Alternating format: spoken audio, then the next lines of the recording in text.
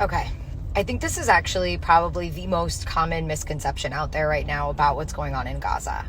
So let's talk about the numbers, because to answer this question simply, Israel does have one of the most advanced armies in the world, and they have used their skills to actually keep the civilian casualty count in Gaza significantly lower than what we see in most conflicts that are similar. And let me explain that. There are very few conflicts that are similar, because there has never been a conflict in the history of warfare where an army had to fight against an organization, a terrorist organization, or another military that was underneath the civilian population. This is the only time ever in history where we have had to deal with tunnels like the tunnels that we have in Gaza. So let's talk about the numbers. Let's talk about how many people have been killed, but let's start by saying it is tragic that any innocent civilians have died and are dying.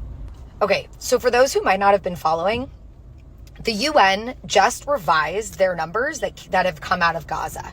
Now, all of the numbers that are coming out of Gaza are coming from the Gaza Health Ministry, which of course is led by Hamas. Now, you also have unconfirmed media reports and other things, and the number that we get from the Gaza Health Ministry is that 35,000 or so people have been killed in the Gaza Strip. Now, when we hear that number from other people, people will say that's the vast majority are women and children, i.e. innocent civilians. Now, the UN just reviewed these numbers and came out with two very interesting things. One, that they can only verify 25,000 total deaths. That means verified, meaning they have the names and the bodies, and they can confirm that these people have been killed. Now, they can't confirm how they were killed, by Israel, by Hamas, we don't know, by errant rocket fire, we don't know. That's number one. Number two, they slashed the numbers of women and children by half. So that would mean, according to their numbers, that 52% of the casualties are women and children and 48% are men. Now, Israel estimates that they have killed somewhere between 12 to 14,000 Hamas terrorists. So that would mean that if we take the highest number, which is 35,000, and Israel's lowest number of 12,000, that would still mean that the combatant to non-combatant ratio in Gaza is 1 to 2.5 tops. If you take the lower numbers, then the ratio is 1 to 1. Let's understand that in the history of warfare, the lowest ratio was 1 to 1, and it was set by Israel.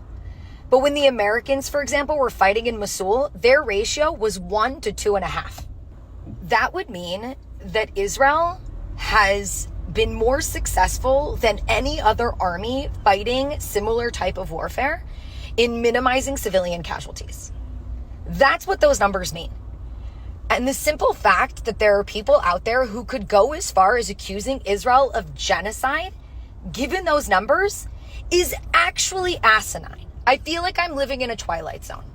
So let's understand. Israel's fighting a war against a terrorist organization that has embedded themselves within their own civilian population. And even with those circumstances, Israel has still managed to keep the combatant to non-combatant ratio lowest in the history of warfare. That's it. It's like we're living in a twilight zone.